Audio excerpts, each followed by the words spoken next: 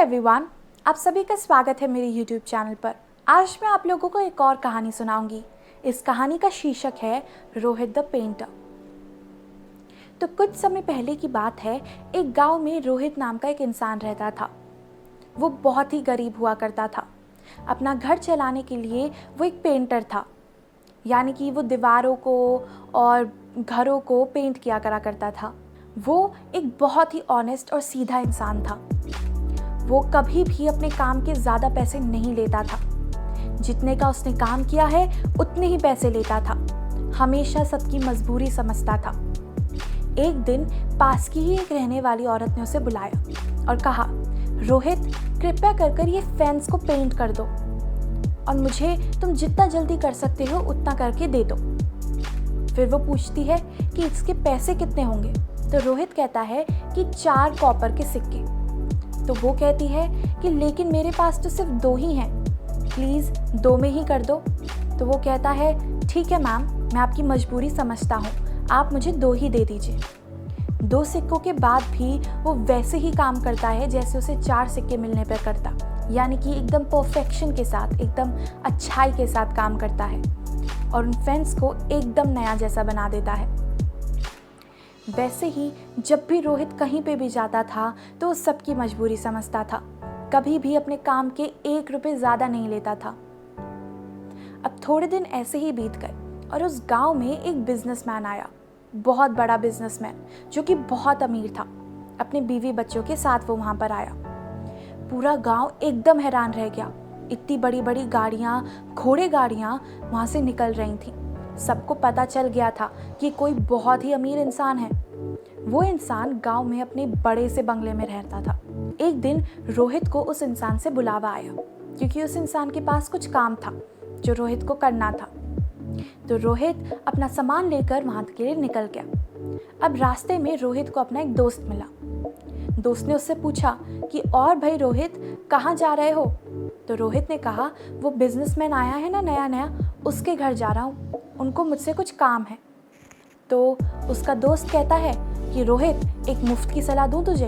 तो रोहित कहता है, हाँ बिल्कुल। तो कहता है क्योंकि वो इतना अमीर इंसान है तो फिर अपने काम के उससे पैसे भी ज़्यादा लियो। सोच, वो तुझे कितने सारे पैसे दे सकता है, तू कितना अमीर बन जाएगा उन पैसों से। लेकिन रोहित ऐसा बिल्कुल नहीं था। वो कहता है कि नहीं, जितने का काम होगा मैं उतने ही पैसे लूँगा, ऐसे तो चीटिंग होगी ना। तो फिर से उसका दोस्त कहता है, अरे बेवकूफ़, एक बार सोच तो, कितने पैसे मिल सकते हैं तुझे, तू कितना अमीर बन जाएगा, कितने अच्छे से खाना खा पाएगा। फिर वो कहता है कि नहीं, मैं बिल्कुल नहीं करूँगा ऐसे, मैं एकदम ऑनेस्ट रहूँगा, जितने का काम है उतने ही पैसे। फिर उसका दोस्त कहता है कि ठीक है, मेरा काम था तुझे बताना, अब तुझे जो करना है तू कर ले। रोहित वहाँ से निकल जाता है। वो उस बिजनेसमैन के यहाँ जाके पहुँचता है। वो बिजनेसमैन उससे कहता है, ओह, तुम ही रोहित हो क्या? रोहित कहता है, हाँ सर, मैं ही रोहित हूँ, बताइए आपके पास मेरे लिए क्या काम है? तो बिजनेसमैन बोलता है कि दरअसल कल मेरे बीवी बच्चों को बोट में बैठ के नदी की सैर करनी है, इसलिए मैं चाहता हूँ कि तुम उस बोट को अच्छे से पेंट कर दो। वो क्या है ना, हम पहले यहाँ पे 5-6 दिन बाद आने वाले थे, लेकिन क्योंकि मेरे बीवी बच्चों को ज़्यादा ही जल्दी थी इसलिए हम जल्दी आ गए। इसलिए जो मेरा केयर टेकर है वो कल शाम को आने वाला है, लेकिन मेरे बीवी बच्चों को कल सुबह ही निकलना है, इसलिए अभी तुम सारा पेंट कर दो। तो कहता है कि ठीक है सर, हो जाएगा। रोहित वहाँ से निकल जाता है और अपने पेंट वगैरह खरीद कर वहाँ चला जाता है। वो बोट को पेंट कर ही रहा होता है कि वो देखता है बोट के बीचों बीच एक बड़ा सा छेद है।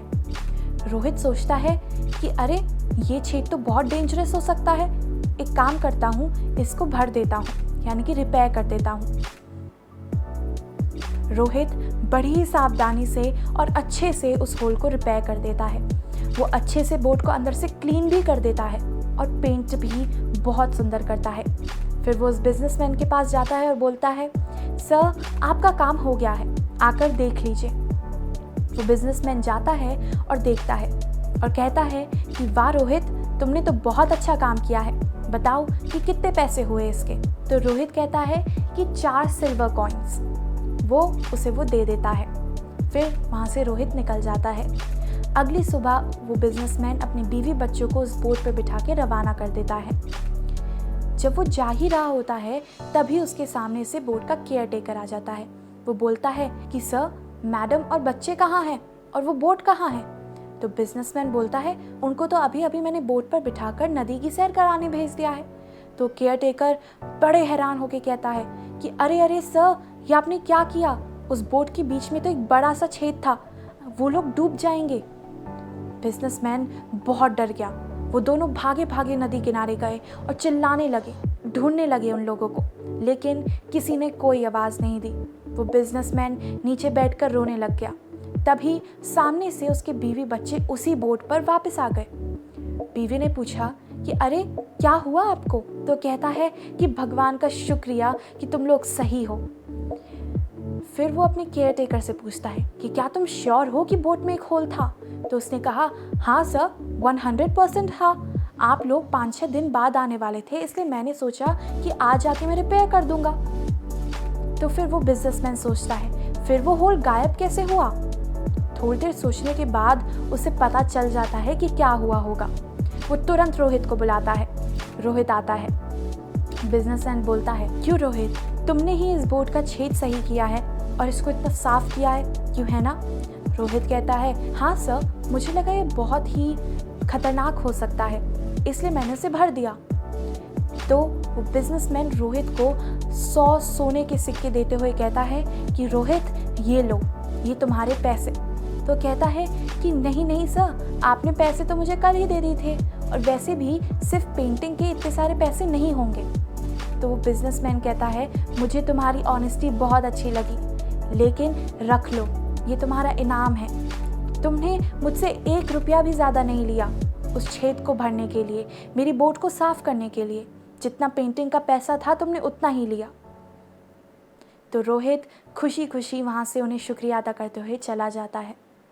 तो इस कहानी से हमें ये शिक्षा मिलती है कि चाहे कुछ भी हो जाए, हमें एकदम ऑनेस्ट रहना चाहिए और ऑनेस्टी के साथ ही सारे काम करने चाहिए। अपने काम के 1 रुपये भी ज़्यादा नहीं देने चाहिए। अगर आपका काम दूसरों को अच्छा लगा, अगर आप कुछ अच्छा करते हैं, तो दूसरे खुद आपको इनाम देंगे, अगर आप ऑनेस्ट हैं।